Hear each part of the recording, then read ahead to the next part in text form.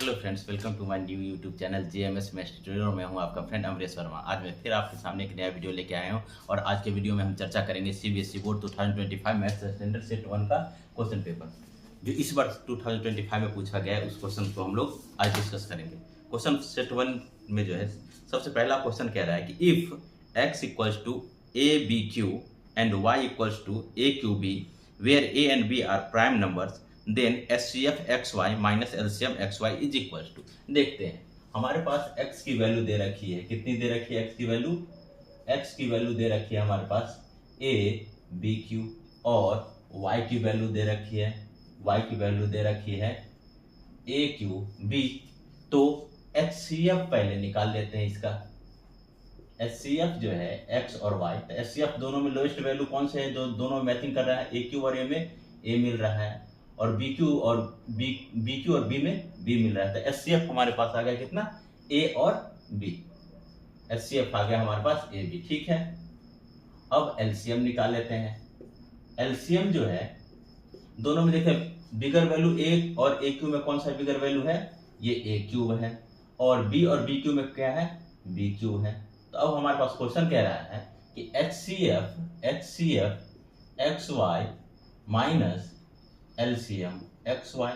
तो हम देख लेते हैं HCF की वैल्यू कितनी है?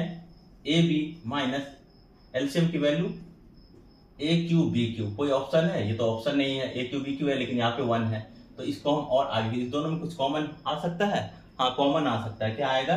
A और B कॉमन आ जाएगा, तो इसमें बच जाएगा 1 और इसमें बच जाएगा A square minus B square. अभी भी कोई ऑप्शन है? कोई ऑप्शन नहीं है।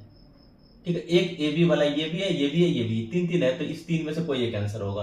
तो अब ए बी में क्या हम इसको और कुछ लिख सकते हैं? इसको लिख सकते हैं 1 का स्क्वायर 1 ही होता है और ए बी का स्क्वायर लिख सकते हैं ए स्क्वायर बी स्क्वायर को ए बी का होल स्क्वायर। तो ये A square minus B square के फॉर्म में आ गया। तो क्या लिख सकते हैं इसको? A B into A square minus B square, A minus B into A plus B.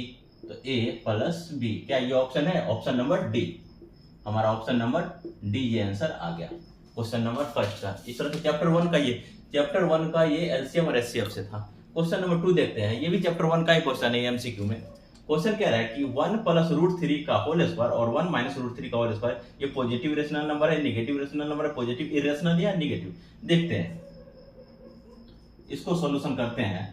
तो हम देख रहे हैं कि अच्छा, इस लेट को अगर इस पूरे को हम a मानेंगे तो ये a स्क्वायर हो जाएगा और ये b मानेंगे तो b स्क्वायर हो जाएगा। तो a square minus b square का फॉर्मूला होता है एक बार कि a प्लस b और a माइनस b।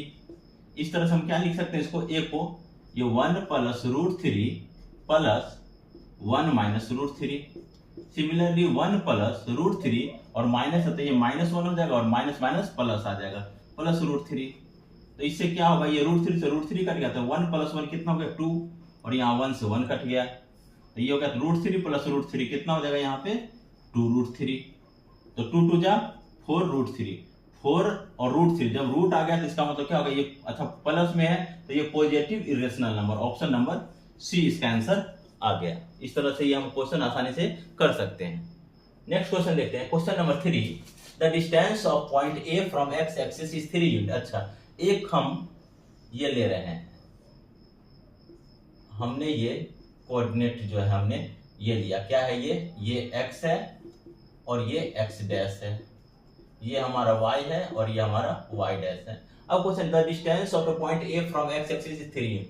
a से 3 यूनिट मान के चलते हैं इसको 1 2 3 4 5 इस तरह से -1 -2 -3 -4 -1 -2 -3 -4 और इस तरह से यहाँ भी लेते हैं -1 ये 1 2 3 4 कहीं से भी लेते हैं। जैसे ये मान लेते हैं ये है x से 3 की दूरी, कुछ भी ले लेते हैं, x से 3 की दूरी है, मान के चलते हैं x है, x एक्सिस से 3 यूनिट की दूरी ये हमारे पास है।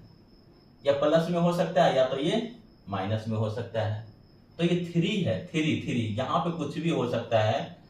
अब ये पता नहीं, लेकिन ये x से 3 y की वैल्यू कितनी हो सकती है? या तो पॉजिटिव हो सकती है या तो यहाँ पे निगेटिव है, तो यहाँ पे ये निगेटिव हो सकती है।